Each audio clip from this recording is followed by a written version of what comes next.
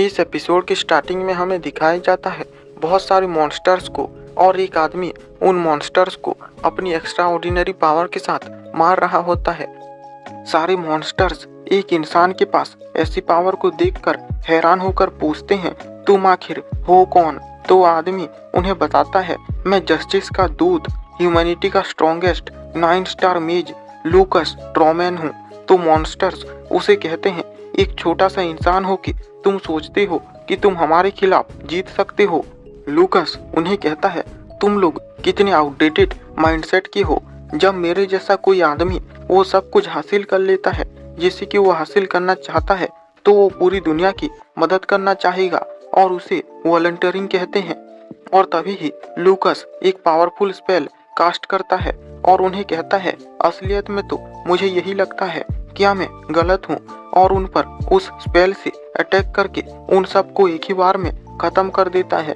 और उसके बाद कहता है, तुम लोग इंसानों को जितना कमजोर समझते हो, इंसान उतने कमजोर नहीं है।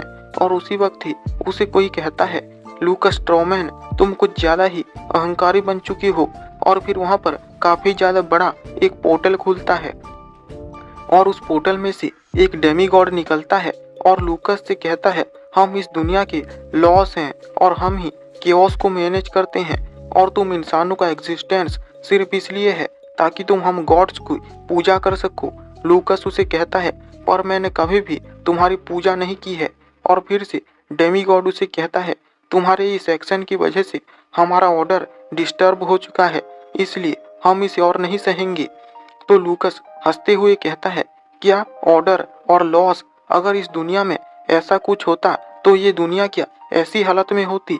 तो डेमीगॉड उसे कहता है, तुम्हारी स्किल एक इंसान के लेवल से बहुत ही ज्यादा आगे बढ़ चुकी है, पर आखिर में एक इंसान तो इंसान ही होता है।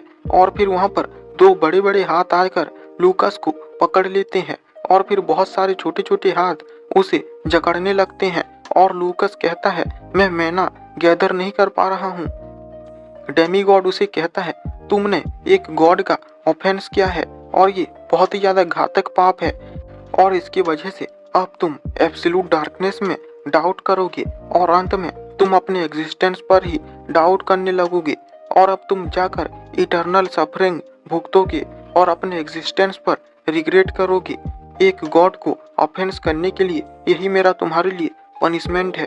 और फिर हमें प्रेजेंट डे दिखाया जाता है जहाँ पर एक लड़के को कुछ लड़के मिलकर बुली कर रहे होते हैं और कह रहे होते हैं, तुम्हारी जेब में इतने कम पैसे क्यों हैं? ये देखकर मुझे तरस आता है कि इतने रेपुटेबल ब्लैक हाउस के थर्ड सन का पॉकेट इतना ज्यादा खाली होता है और फिर इतने प्रेस्टिजियस ब्लैक हाउस के थर्ड सन होने का फायदा ही क्या हुआ? तुम अपने दूसरे भाई बहनों के मुकाबले बस एक टैलेंटलेस ट्रैश हो और मुझे तुम ऐसे ही पसंद हो, क्योंकि चाहे कोई तुम्हारा कितना ही इंसल्ट क्यों ना करे या फिर तुम एकेडमी के सबसे वर्स्ट स्टूडेंट ही क्यों ना हो, तुम कभी भी मरते नहीं हो। अगर मैं तुम्हारी जगह होता तो मैं तो अपनी जान कब की दे चुका होता।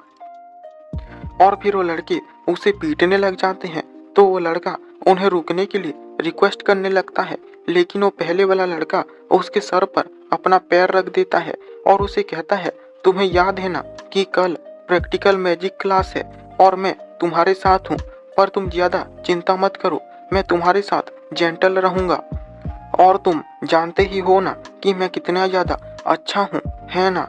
और कल तुम्हारे लिए एक ऐसा दिन होगा जिसे कि तुम अपनी मौत तक नहीं भूल पाओगी, क्योंकि कल से तुम ठीक से नहीं चल पाओगी। और फिर वो वहां से उसे छोड़कर चले जाते हैं। और फिर उनके जाने के बाद वो लड़का कहता है, मुझे और भी ज्यादा स्ट्रॉन्गर बनना है। और ये लूकस को भी सुनाई दे देता है जो कि कैद में होता है और वो कहता है, अभी मैंने क्या सुना? क्या ये मैं हेलुसिनेट कर रहा हूँ? क्योंकि वैसे भी लगभग मैं अपना दिमाग खोने ही वाला हूँ। कितना वक्त हो चुका है? क्या कुछ साल हो चुके हैं या फिर कुछ हजार साल? और फिर से उसे वही आवाज सुनाई देती है तो वो कहता है, लगता है कि ये मेरा सबकॉन्शियस है, ना कि मेरा हेलुसिनेशन। मुझे कुछ पता नहीं चल रहा है, क्या मैं सच में इतना ज्यादा कमजोर था?